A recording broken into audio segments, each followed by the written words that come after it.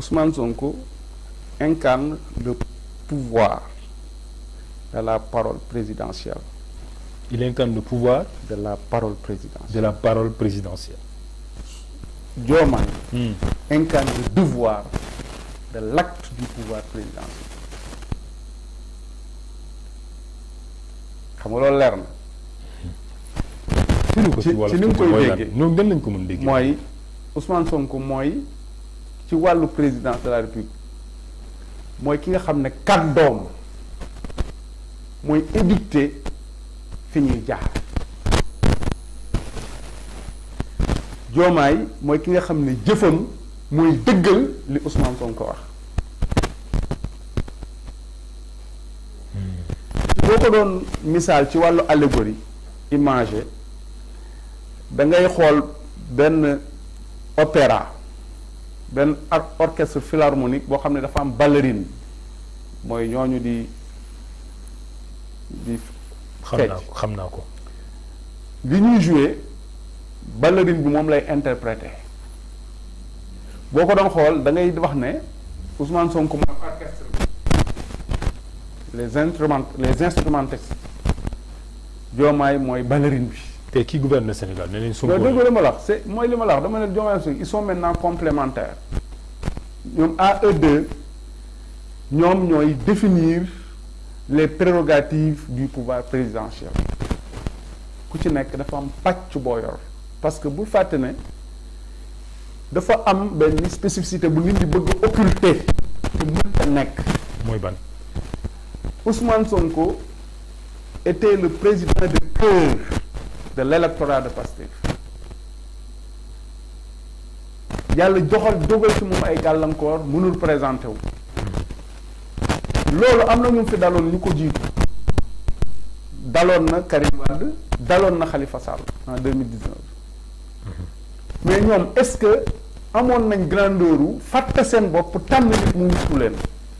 ci sa gis-gis. parce que amuñu woon defuñu ko parce que amu da ngaa dégg ñu ne désigné kenn mu doon candidat kenn désigné fi kenn mu doon candidat pourtant xamoon nañ en âme conscience de duñ jàll kii nag dañ ne ko doo jàll mu ne yóbbu ma sax ci tànn kenn nit damay tànnaale ñeneen yoo xam ne bu ñu éliminer dana am ku des mu tànn Habib Sy tànn Cheikh Tidiane Dièye tànn Diomaye entre autres pour ñu dem nga xam ne bu ñu lu ñu éliminer dana am ñu jàll ñoo xam ne dinañ mën na porter projet bi dafa tombé muy Diomaye mais même bu doon éliminer Diomaye au niveau de la recevabilité du dossier de candidature keneen dana jàll.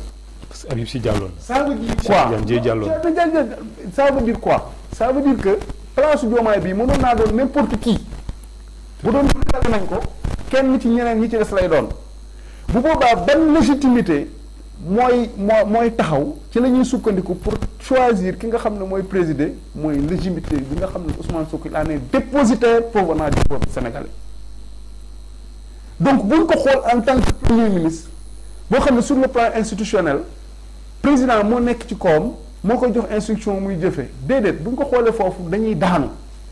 c'est l'analyse la plus terre à terre possible te il faut avoir la sincérité et le courage de jël yëf yi joxoñ ko teg ci loxo courage am ak ngoram ak fàtte boppam moo tax Diomaye doon président. kon yëf yi tey yëfam la. non sans équivoque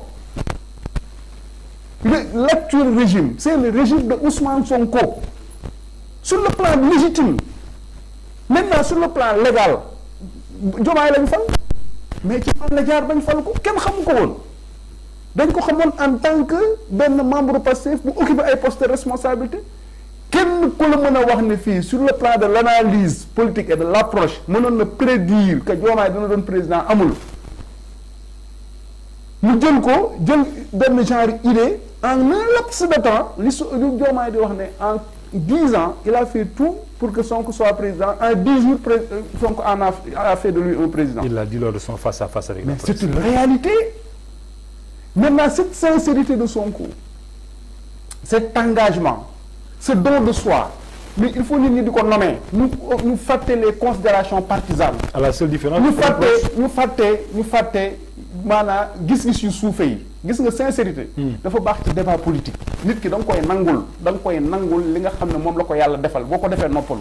absolument Ousmane Sonko a consacré Diomaye Faye président par la volonté de Dieu. par la volonté de Dieu parce que li ma lay wax ni Cheikh du lu làmbatu 54,28% lañ fale Diomaye. en valeur absolue mooy 5428. xam nga lu ma wax damay indi chiffre.